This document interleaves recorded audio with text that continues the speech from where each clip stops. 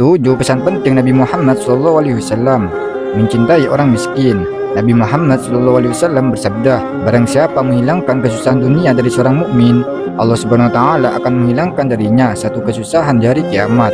Dan barang siapa yang memudahkan kesulitan orang-orang yang dililit utang, Allah Subhanahu wa taala akan memudahkan atasnya di dunia dan akhirat. Bersyukur.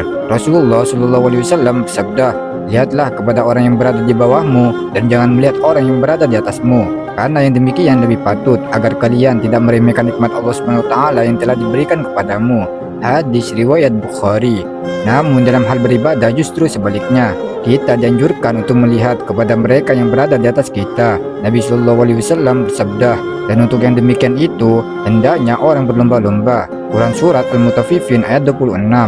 Menyambung silaturahmi, Allah Subhanahu wa taala berfirman, maka apa kiranya jika kamu berkuasa, kamu akan membuat kerusakan di muka bumi dan memutuskan hubungan sekeluargaan.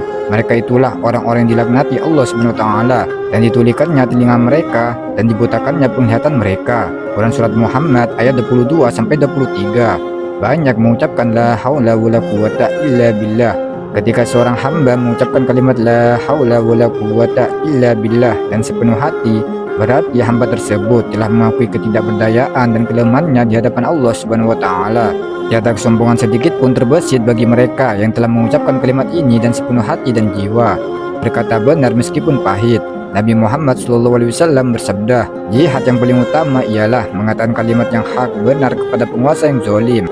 Tidak takut celaan ketika berdakwah. Dakwah dari dulu memang bukan hal yang mudah dan pasti akan mengalami banyak hambatan dan cobaan. Hambatan, rintangan dan perlawanan tentu akan datang dari mereka yang tidak menyukai melihat Islam berjaya. Hambatan dan rintangan yang berat ini bukan tidak mungkin akan menyurutkan langkah kita dalam berdakwah. Namun Rasulullah SAW mengajarkan kepada kita untuk tetap bersikap berani dan pantang menyerah dalam menyampaikan kebaikan. Quran Surat Al-Ahzab ayat 39. Tidak meminta-minta. Meminta-minta diperbolehkan jika untuk keperluan yang berkenaan dengan keperluan dan kepentingan umum umat Islam, seperti untuk pembangunan sarana peribadatan, pendidikan, bantuan untuk fakir miskin, dan anak-anak yatim.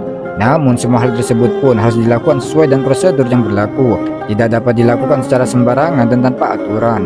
Wallahu a'lam bishawab.